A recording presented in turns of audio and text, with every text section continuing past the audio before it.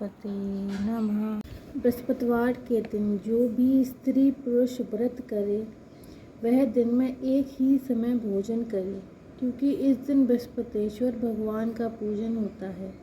भोजन पीले चने की दाल आदि का करें, परंतु नमक नहीं खावें। पीले वस्त्र पहने, पीले ही फलों का प्रयोग करना चाहिए। पीले चंदन से पूजन करना चाहिए। पूजन के बाद प्रेम पूर्वक बृहस्पति देव की कथा सुननी चाहिए। इस व्रत को करने से मन की समस्त इच्छाएं पूरी होती हैं और बृहस्पति महाराज प्रसन्न होते हैं। धन, पुत्र, विद्या तथा मनवांछित फलों की प्राप्ति होती है। परिवार में सुख तथा शांति रहती है। इसलिए यह व्रत सर्वश्रेष्ठ और अति फलदायक है। इस व्रत में केले का पूजन करना चाहिए तथा पूजन के समय कथा, मन, कर्म, वचन से शुद्ध होकर जो इच्छा हो बृहस्पति देव से प्रार्थना करनी चाहिए। उन इच्छाओं को बृहस्पति देव अवश्य पूर्ण करते हैं, ऐसा मन में दृढ़ विश्वास रखना चाहिए। बोलो बृहस्पति देव विष्णु भगवान की जय। प्राचीन काल में एक ब्राह्मण था। वह बहुत ही निर्धन था। उसकी कोई भी संतान नहीं थी। उसकी स्त्री बहुत मलिनता के साथ रहती थी। वह न स्नान करती, न किसी देवता का पूजन करती। प्रातःकाल उठते ही सर्वप्रथम भोजन करती थी, बाद में कोई अन्नकाल करती थी। इससे ब्राह्मण देवता बड़े दुखी थे। बेचारे बहुत कुछ कहते किंतु उसका कोई परिणाम न निकलता।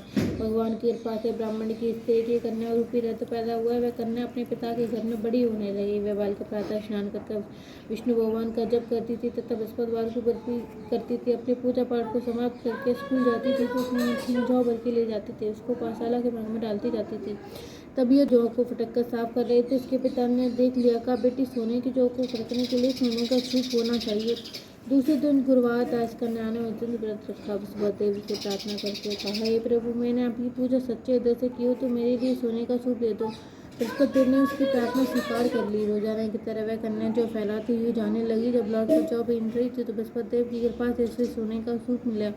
उससे वह घर ले आई। इससे जौ साफ करने लगी, परंतु उसकी माँ का वही ढंग था। एक दिन की बात है। वह कन्या सोने के सूप में जौ साफ कर रही थी। उसी समय उस शहर के राजा का पुत्र वहाँ से होकर निकला। इस कन्या के रूप और कार्य को देखकर मोहित हो गया तथा अपने घर आकर भोजन तथा जल त्याग कर उदास ही लेट गया। राजा को जब इस बात का पता लगा तो अपने मंत्रियों के साथ उसके पास गए। बोले, हे बेटा, तुम्हें किस बात का कष्ट? किसी ने अपमान किया अथवा कोई कारण हो तो कहो, मैं वही कार्य करूंगा जिससे तुम्हें प्रसन्नता हो। मेरे पिता की राजकुमार ने बातें सुनी। बोलो बृहस्पति देव विष्णु भगवान की जय।